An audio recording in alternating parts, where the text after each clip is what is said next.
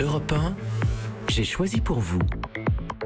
J'ai choisi ces métiers qui vont disparaître. C'est à la une du journal Le Parisien ce matin. Profession en voie d'extinction.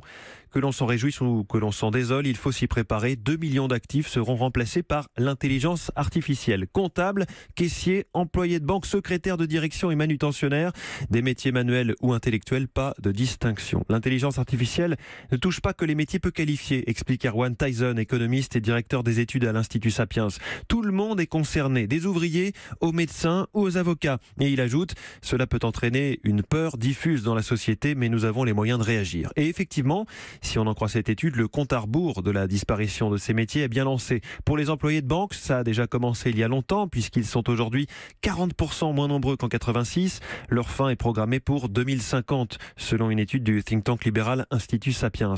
Les comptables, ce sera en 2056. Pour les ouvriers et manutentionnaires, on a encore un peu de temps, c'est prévu pour 2090. Selon l'anthropologue américain David Graeber, la robotisation de l'économie va permettre de faire disparaître les bullshit jobs, autrement dit les boulots à la con, ces emplois aux tâches répétitives et pénibles qu'un robot peut très bien faire à votre place. Mais là-dessus, tout le monde n'est pas d'accord. Le sociologue du travail David Gaborio, interrogé par Le Parisien, parle de mirage.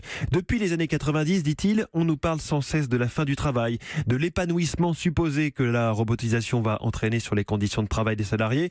Mais les métiers pénibles ne disparaissent pas nécessairement. La preuve, les entrepôts d'Amazon ou de Cdiscount n'ont jamais eu autant besoin de bras humains. Ce chercheur prend un autre exemple, les caisses automatiques dans les supermarchés. Maintenant, les hôtesses doivent surveiller 6 caisses en même temps et régler plein de petits problèmes humains à la fois. Cela engendre du stress et un rapport à la clientèle dégradé. Alors, pour ne pas rester sur cette note un peu déprimante, le journal a dressé aussi une petite liste de métiers nouveaux, ceux qui se créent avec le numérique. Par exemple, géomaticien, mi-géographe, mi-informaticien. Sa tâche est de modéliser un territoire. Il y a aussi les techniciens en énergie renouvelable, les coachs pour machines. Il y a les consultants en e-réputation et puis ce métier plutôt étonnant, gestionnaire de funérailles. De quoi s'agit-il ? C'est une personne chargée par exemple de fermer vos comptes Facebook ou Twitter à votre mort ou bien, et là ça met carrément mal à l'aise, de continuer à vous faire vivre via les réseaux sociaux après votre décès. Alors même si vous êtes comptable ou manutentionnaire, vraiment réfléchissez bien avant de vous reconvertir en gestionnaire de mort numérique. Europe 1.